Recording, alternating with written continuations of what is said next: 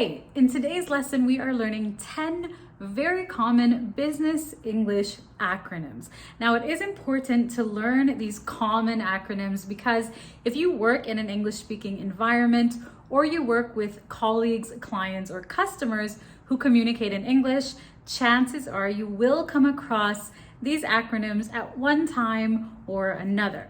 So let's get started. Number one is HR. HR. Now, HR stands for Human Resources. And Human Resources is the department that handles everything to do with the employees of a company. Everything from hiring to training to appraisals to dealing with employee complaints or any problems. They basically handle the human side of the people working in a company. And for those of you who don't know, my background is in HR. I did study human resources, all right? So for example, our HR department handles hiring and employee training. Our HR department handles hiring and employee training. Next up, we have IT. Now, IT stands for Information Technology. And we use IT, the term IT, to refer to anything to do with computer technologies, the internet, hardware, software, a network of computers, and anyone who works with any of these technologies. So, for example, Joe works in IT. I work in IT. Do you know anyone who works in IT? If you have any issues with your account, contact the IT department. Next up, we have PR.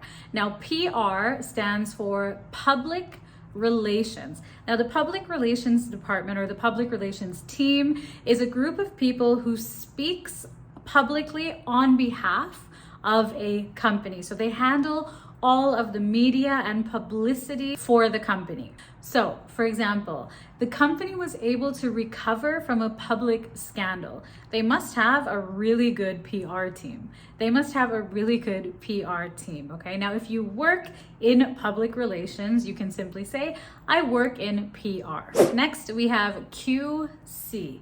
QC. So QC stands for Quality Control. Quality control. Now, quality control is the department that makes sure products and services are up to the standard that they should be. So they reach the standard that you promise to your customers or to your clients. So, for example, QC is a huge part of the manufacturing process. Quality control is a big part of the manufacturing process. Another example, I'm a QC inspector. I'm responsible for signing off on every product before it's shipped out to our customers, okay? So I double check every single product to make sure that the quality is what it should be, that it reaches the standard that we say it does. Next, we have PM, which stands for Project Manager. Project manager. Now, your project manager is the person who is basically in charge of the overall project. So, for example, he was promoted to PM or he was promoted to project manager. Another example, you will have to check with the PM before making this change. You'll have to check with the project manager before making this change. If you are trying to improve your professional English for the job you have, or because you're looking for a new job, make sure you check out my Essential English for Business course. This is an awesome self-study online course that I've created to help you take your business English to the next level and learn the secrets to communicating clearly and confidently at work. You can check it out by clicking the link just below this lesson. Next, we have WFH. WFH. Have you heard this one? It's become very popular in recent years since we have all been stuck at home. It stands for work from home, all right? So for example, our WFH or work from home policy states that employees only need to come into the office 2 times per week. Next up, we have B2B, which stands for business to business.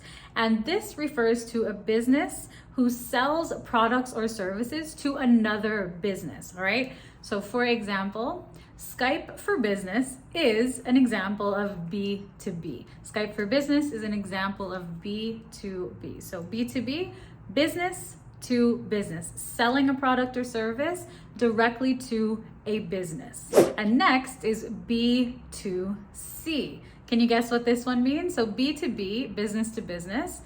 B2C is business to customer. This is a business that sells products or services directly to individual customers like you and I. So, for example, Amazon is a classic example of B2C. Amazon sells directly to individuals like me and you. Next up, we have TBA. This stands for to be announced.